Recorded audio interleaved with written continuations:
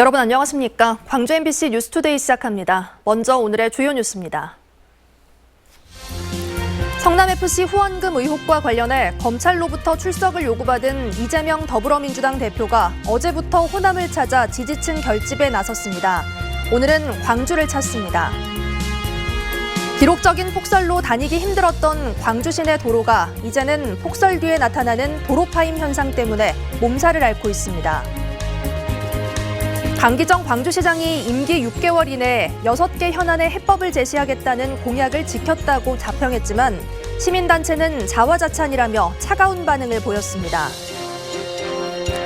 어등산 관광단지 개발사업 우선협상 대상자 항소심에서 패소한 서진건설이 대승적 차원에서 대법원 상고를 포기했습니다. 17년간 표류한 어등산 개발 해법의 실마리가 보이고 있습니다. 이재명 더불어민주당 대표가 현장 정치에 주력하며 호남을 방문해 민생 행보에 나섰습니다. 검찰의 출석 통보 등 잇따른 정치적 위기 상황 속에 지지세 결집에 나선 것으로 풀이됩니다. 김진선 기자가 취재했습니다. 더불어민주당에 찾아가는 국민보고회가 어젯밤 무안에서 열렸습니다. 이재명 당대표를 비롯한 지도부들과 전남 지역 의원들이 대거 모인 자리.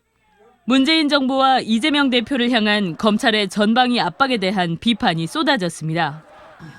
혐의가 뚜렷하고 증거가 나오고 있는 김건희 수사는 왜 안 합니까? 앞서 검찰의 소환 통보에 응하겠다며 사실상 정면 돌파를 선언했던 이 대표. 수십 명의 검찰이 자신을 잡아보겠다고 매달려 있지만 버티고 있지 않냐며 굴복하지 말고 싸워 이기자고 지지자들에게 호소했습니다. 시민단체 활동할 때부터 제가 성남시장이 된 이후 10몇 년 동안 하루도 안 털린 날이 없는데 아직까지 살아있지 않습니까, 여러분? 앞서 장흥의 시설하우스 농가를 찾아 유류비와 전기요금 폭등으로 어려움을 겪고 있는 농민들을 만나고 농업은 단순 산업이 아니라 식량 안보 차원에서 접근해야 한다며 정부와 여당 대신 민생을 직접 챙기는 모습을 강조했습니다. 또 큰 안목으로 보면 이 농업이라고 하는 것은 향후 식량 안보 문제로 전환될 가능성이 매우 높습니다. 그래서 이건 하나의 전략 산업으로 우리가 판단하고 또 정부 입장에서도 접근하는 것이 필요한데 당초 검찰이 이 대표의 출석일로 통보했던 오늘 민주당은 광주에서 호남 행보를 이어가는 한편 검찰 독재 야당 탄압 규탄 연설회를 개최합니다. MBC 뉴스 김진선입니다.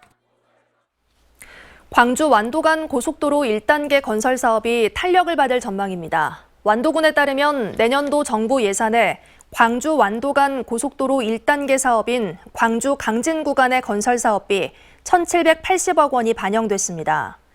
총 사업비 3조 3천억 원이 들어가는 광주 완도간 고속도로 건설 사업이 완공되면 현재 2시간인 소요 시간이 1시간 이내로 단축됩니다. 아직도 출근길 곳곳이 빙판길입니다. 한파특보는 해제됐지만 영하권 추위가 계속 이어지면서 길이 미끄럽습니다. 천천히 안전운전 하셔야겠고요. 보행 안전에도 각별히 신경 쓰시기 바랍니다.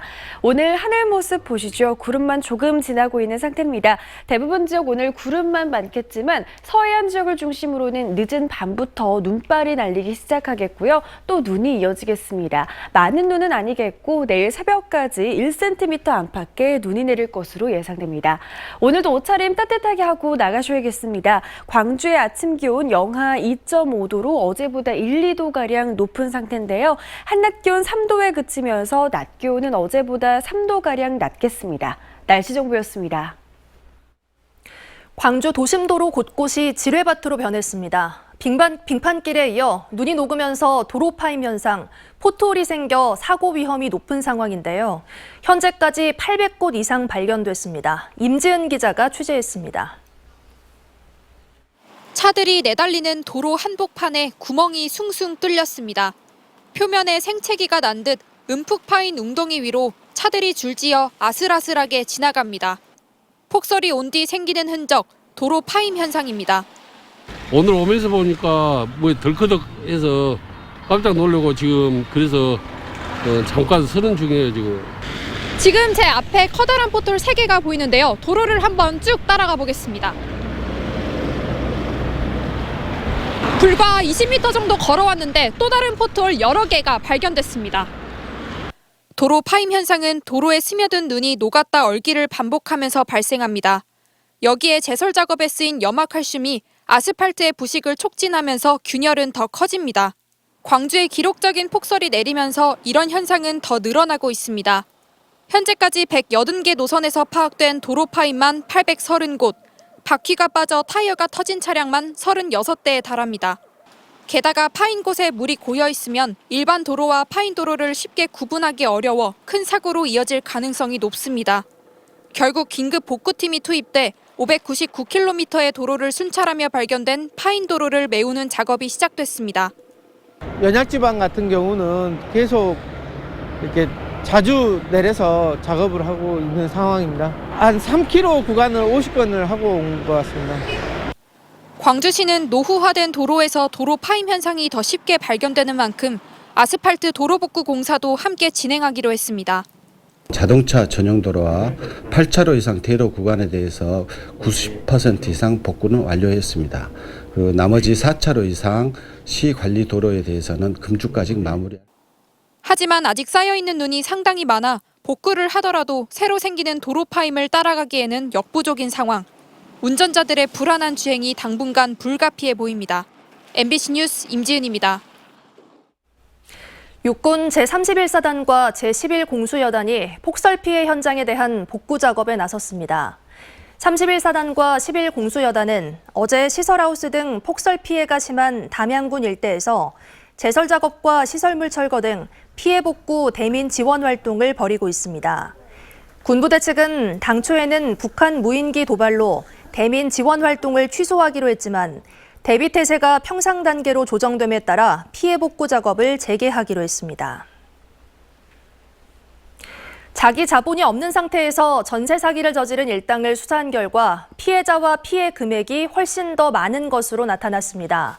광주경찰청 반부패 경제범죄수사대가 지난달 말 구속한 50대 정모 씨를 수사한 결과 당초 알려진 전세 사기 규모인 주택 208건, 보증금 480억 원보다 2배가 많은 주택 400건, 보증금 1,000억 원에 이르는 것으로 나타났습니다. 정 씨 등 일당은 전국을 돌며 자기 자본 없이 임차인의 보증금으로 빌라를 사들이는 무자본 갭 투자 방식으로 전세 사기 행각을 벌여왔습니다.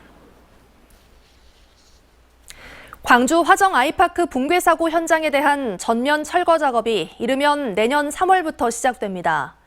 광주 서구에 따르면 시공사인 HDC 현대산업개발 측이 무너진 화정 아이파크 201동을 비롯해 8개 동 모두에 대한 철거 작업을 내년 3월부터 시작하기로 했습니다.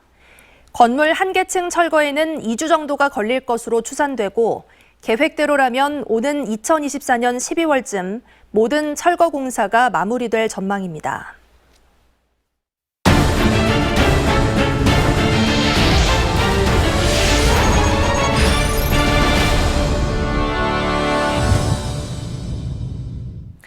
강기정 광주시장이 밀린 숙제라며 6개월 안에 답을 내놓겠다고 공약한 현안들이 있습니다. 약속한 시간이 다가오면서 어느 정도 해결이 됐는지 관심이 쏠리고 있는데요. 강 시장은 긍정적으로 평가했지만 시민단체는 차가운 반응입니다. 보도에 송정근 기자입니다. 민선 7기 광주시가 해결하지 못하고 있는 현안 6개의 해결책을 6개월 안에 내놓겠다며 후보자 시절부터 자신감을 보였던 강기정 광주시장. 강 시장이 약속한 6개월이 지나면서 공약이 제대로 이행됐는지에 대한 관심이 커지고 있습니다. 이른바 5+1 현안이라고 불리는 현안 6개는 복합 쇼핑몰 유치와 전방 일심방직 부지 개발, 지산 IC 개통 여부 등 5개 현안에 단기간에 해결이 어려운 군공항 이전 사업을 말합니다. 강 시장은 현안들이 구체적인 방향을 잡고 속도를 내고 있다고 평가했습니다. 복합 쇼핑몰과 전방 일심방직 부지 개발은 계획대로 진행되고 있고 백운광장 지하차도는 오는 2024년 완공을 목표로 공사가 추진되고 있다고 말했습니다. 여기에 지산 IC는 용역이 마무리되는 내년 3월 최종적으로 폐쇄 여부가 결정나는 등 공약 이행을 위해 최선을 다했다고 말했습니다. 제가 약속해드렸던 5+1 현안들은 구체적인 방향을 잡고 속도를 내고 있습니다. 민선 8기 이미 달라진 광주 이제는 됩니다. 하지만 시민단체들의 반응은 싸늘합니다. 강 시장이 말한 것들은 성과라기보다는 과거 지방정부가 해왔던 행정처리 과정에 지금의 강 시장이 있는 것뿐이라고 말하면서 백운광장 지하차도 설치만 빼면 다 지지부진하다고 비판했습니다. 특히 복합 쇼핑몰이 착공한 이후 수익성과 공공성을 어떻게 조율할지에 대한 고민이 없고 지사나이 씨는 진출로를 폐쇄한 뒤 공간 활용 방안과 투자비 회수, 책임자 처벌 등 폐쇄 이후의 대책이 전혀 없다고 강조했습니다. 대한 부분까지 이야기를 해야지 그 단체장이지 않겠어요. 근데 위험하니까 폐쇄하겠다는 이야기는 다 하죠. 그건 아주 쉬운 이야기 아닙니까? 어느 것 하나 손쉽게 해결할 수 없는 현안인 5+1에 대해 약속한 시간이 다가온 지금 강 시장은 약속대로 순항 중이라는 입장이고 시민사회단체는 밀린 숙제가 여전하다고 말하는 등 서로 엇갈린 평가를 내렸습니다. MBC 뉴스 송정근입니다. 17년 동안 표류했던 광주 어등산 관광단지 개발 사업이 전환점을 맞이했습니다. 그동안 개발 사업을 두고 법적 다툼을 벌인 사업자 측이 소송을 포기했기 때문인데요. 신세계 프라퍼티 측이 이미 사업 계획을 밝히는 등 어등산 관광단지 개발 사업이 탄력을 받을 것으로 예상됩니다. 보도에 김영창 기자입니다. 광주 어등산 관광단지 개발 사업을 두고 광주시의 1, 2심 모두 패소한 서진건설. 서진건설 측은 패소할 때마다 사업 추진에 변함이 없다면서 단호한 입장을 보였습니다. 하지만 나흘여 만에 서진건설 측은 돌연 입장을 바꿨습니다. 광주의 지역 발전을 위해 대승적 결단을 내리고자 상고를 포기한다고 밝혔습니다. 그러면서 아무런 전제 조건은 없었다고 강조했습니다. 민선 8기를 이끌어 가시는 강기정 광주시장님과 광주시의 요구를 아무런 조건 없이 수용하겠습니다. 광주시는 환영의 입장을 밝히면서도 어등산 관광단지 개발 사업에 본격적으로 나선다고 밝혔습니다. 공공공모를 통해 17년간 어등산 개발이 표류했던 만큼 이번에는 제3자 공모 방식을 통해 사업 대상자를 선정할 계획입니다. 민간 사업자들을 경쟁시켜 가장 만족할 만한 사업 제안서를 낸 곳을 어등산 관광단지 개발 우선 협상 대상자로 선정한다는 겁니다. 제안서가 접수되면 제안서 검토를 하고 3자 공모 지침을 마련하게 됩니다. 그 다음에 이제 평가를 통해서 우선 협상 대상자 선정 절차를 거쳐서 이 중 가장 먼저 앞선 곳은 신세계 프라퍼티 그룹. 어등산 관광단지에 스타필드를 세우겠다던 신세계 프라퍼티 그룹은 오늘 광주시에 사업 제안서를 낼 계획입니다. 어등산 개발이 속도 날 것으로 기대하고 있으며 복합 쇼핑몰을 포함한 어등산 개발 제안서를 올해 안에 제출할 예정입니다. 사업 공모 방식이 바뀐 만큼 롯데 측도 본격적으로 경쟁에 뛰어들 것으로 보입니다. 앞서 롯데 측은 광주 복합 쇼핑몰 유치를 위해 우치공원과 어등산 관광단지를 방문하는 등 강력한 의지를 보이고 있는 것으로 전해졌습니다. 17년 동안 표류했던 어등산 관광단지 개발 사업이 기존 사업자 측의 사업 포기와 사업 공모 방식이 바뀌면서 속도를 낼 것으로 보입니다. MBC 뉴스 김영창입니다. 전남대병원 새병원 건립 사업이 기획재정부의 예비타당성 조사 대상 사업에 선정됐습니다. 기재부는 제8차 재정사업평가위원회를 개최하고 전대병원 새병원 건립 사업 안건을 예비타당성 조사 대상 사업으로 선정했습니다. 미래형 뉴스마트 병원은 오는 2034년까지 1조 2천억 원을 투입해 1,300병상, 연면적 27만 제곱미터 규모로 건립될 예정입니다. 전라남도 의과대 신설 논의는 올해도 아무런 성과 없이 한 해를 보내게 됐습니다. 정부의 무관심과 전라남도의 무성의한 대응이 겹치며 돌파구가 보이지 않습니다. 양현승 기자의 보도입니다. 2020년 7월 전남의 의과대를 신설하겠다고 했던 정부는 2달여 만에 무기한 연기를 선언했습니다. 의사단체의 반발에 밀려 코로나19 안정화 이후에 논의를 재개하기로 한 겁니다. 의대 정원 확대, 공공의대 신설 추진을 중단하고 코로나19 안정화 이후 모든 가능성을 열어놓고 협의체를 통해 대한의사협회와 이 문제를 협의해 나가기로 했습니다. 정부의 공공의료 강화 의지가 의사단체의 입김보다 약하다는 지적은 차치하더라도 의과대 신설 논의를 당장 재개해야 한다는 지적이 나옵니다. 실외 마스크 의무는 해제됐고 실내 마스크 해제, 격리 기간 축소까지 추가 검토되는 현 상황을 의정협의 재개의 조건이었던 안정화 단계로 봐야 한다는 겁니다. 코로나를 안정화된 단계로 보고 있습니다. 그렇다면 이제는 의정협의체의 전제 조건이었던 코로나가 진정된 만큼 이제 의대 없는 지역의 의대 시설, 즉 전남권 의대, 목포 의대 신설 문제에 대해서 본격적으로 논의할 때가 됐다 이렇게 생각합니다. 정부의 무관심과 더불어 전라남도의 동어 반복 수준의 의대 신설 대응도 손봐야 할 문제입니다. 이미 영남권, 충청권에서도 의과대 신설 요구가 거세졌는데 전남의 의대 유치 전략은 30년 수건을 이야기하는 여론 환기에 그치고 있습니다. 동서부 의과대 희망지를 눈치 보며 전략적 모호성을 버리지 않는 사이 지역별 갈등만 첨예해졌습니다. 수도권과 비수도권, 도시와 농촌 간 벌어진 의료 격차를 해소할 중요한 열쇠로 꼽히는 의과대 신설. 중앙정부에서도 지방정부에서도 의대 신설 문제가 생명기본권의 문제가 아닌 정치의 문제가 되면서 제자리 걸음만 반복하는 걸 뼈아프게 인식해야 할 시점입니다. MBC 뉴스 양혜승입니다. 내년부터 시행되는 고향사랑 기부제 홍보가 미흡한 것으로 조사됐습니다. 더불어민주당 전남도당이 수도권 거주 전남 출향인과 출향 2세대 1,335명을 대상으로 조사한 결과 91%가 고향사랑 기부제에 대해 모르고 있다고 답했습니다.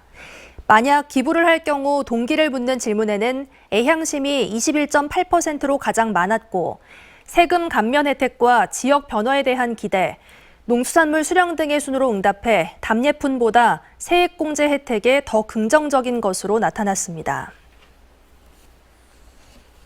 전라남도는 주민이 직접 참여하는 마을 공동체 지원 사업을 내년부터 확대하기로 했습니다. 전라남도는 공동육아와 일자리 문제 해결 등 기존 마을 테마 사업 외에도 주민이 서로 건강을 돌보는 행복드림 돌봄 공동체와 지역 유휴시설을 활용한 지역 행복 플랫폼 운영을 신규 사업으로 추가 지원합니다. 전라남도는 2023년에도 400개 마을 공동체를 선정해 지원할 계획입니다. 다음은 희망 2023 나눔 캠페인에 성금을 보내주신 분들입니다.